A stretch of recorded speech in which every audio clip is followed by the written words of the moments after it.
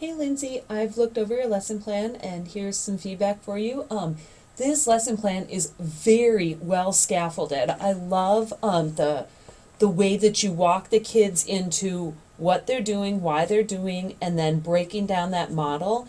And I also really like the fluency of your lesson plan. You move back and forth between yourself speaking and the student speaking a lot, and that is fantastic. Let me show you some specific areas I really like so that you can continue to replicate those in your future lesson plans, okay? So first of all, you're very well aligned from your evidence outcomes into your students will be able to. And I like your essential questions, and I especially like the fact that you're using your essential questions to have the kids reflect inside of the lesson plan.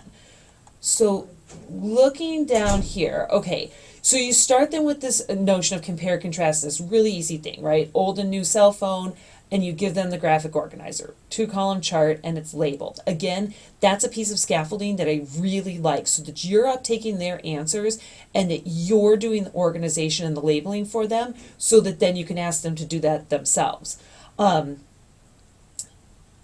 Moving down here, okay, so to the review section, you take them back into the piece of literature, and then you have them discuss their essential question with their partner. And that is beautiful because you've been doing, a lot of the instruction up here, and so now you want to get their brains back into the text and get them instructing each other. So I really like that flip-flop back and forth, or that flow in the lesson plan, okay?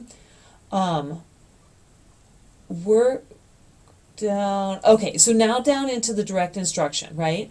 I like this transition that you're going to be talking, you're going to ask them to do a compare contrast, and so you're going to go over the features of compare contrast first, so that they then know how to use those. And this is what you practiced in class with us, so I already gave you feedback on that. And it was a great essay, and I like the way that you modeled it too. Your guided notes were very well done, so that the kids could easily refer back to those.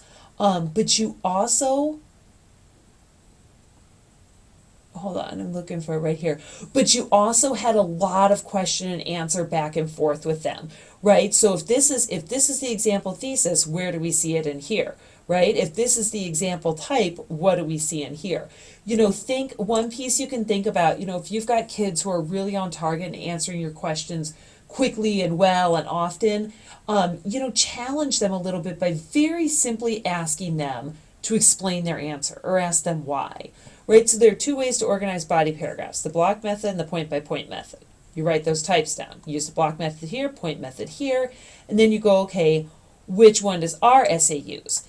Kids are going to, they've got a 50-50 chance, right? They're going to go, oh, point by point. Interesting answer. Tell me why you think that, right? Or justify your answer, or why do you say that? So really think about deepening your question structure by just adding that one additional question that asks them to find textual support or prove their answer. It'll be it's a nice thinking skill for them, and it'll be really helpful that when that comes around in their writing as well. Okay? So you continue with this back and forth, and I really like that. And then you have them do a guided compare contrast with two characters, since that's explicitly what you'll be asking them to do. It's totally possible that you would break something like this up into two different lesson plans for them, because I like the amount of scaffolding, especially if you're gearing this towards 7th graders, but it feels really heavy on the instruction side. So think about the value of stopping here, right?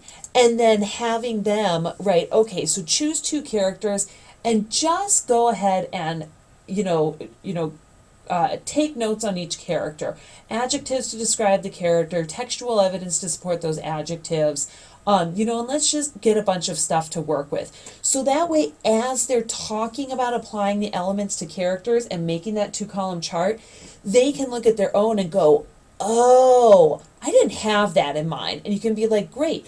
So look at how we put Iron Man and Batman at the top. So you put your two characters at the top, right? And then you say, although Iron Man and Batman have similarities in terms of their appearance and personalities, they also have differences in their aspect, right?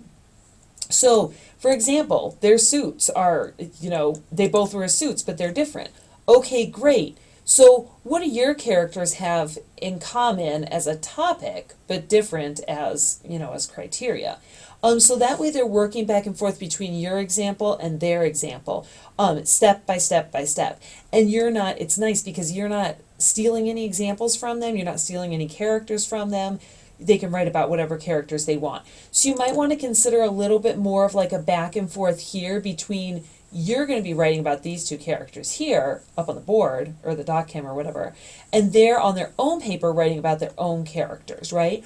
What's the topic category? What's the criteria? Okay, so you may want to think about something like that, so that you don't withhold writing about the piece of literature for so long.